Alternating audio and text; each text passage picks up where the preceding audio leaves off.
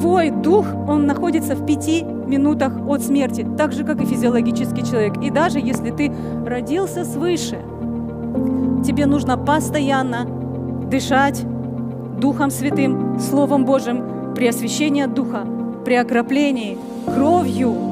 Кровь, она действует только при наполнении Духом Святым через Слово. Если нас лишить кислорода хотя бы на 5 минут, то мы погибнем. Это самая быстрая смерть, когда у человека прекращается дыхание. То есть можно что угодно, отказаться от еды, какое-то время воды, но не от кислорода, не от дыхания. Мы дышим. И поэтому самые быстродействующие яды, они связаны с тем, чтобы остановить дыхание у человека.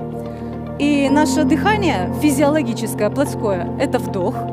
Мы вдыхаем кислород.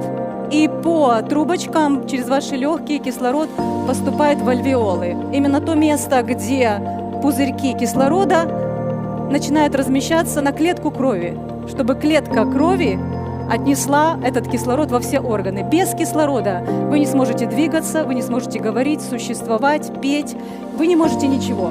Вы не сможете даже двинуть рукой или ногой, если у вас не будет кислорода. Точно так же здесь, в этих альвеолах, клетки крови, они сбрасывают углекислый газ. Вот вы видите, они потребляют кислород, и тут же они сбрасывают углекислый газ, и через альвеолы, через систему кровеносную, снова по трубочкам, этот углекислый газ идет в ваши легкие, и вы делаете выдох.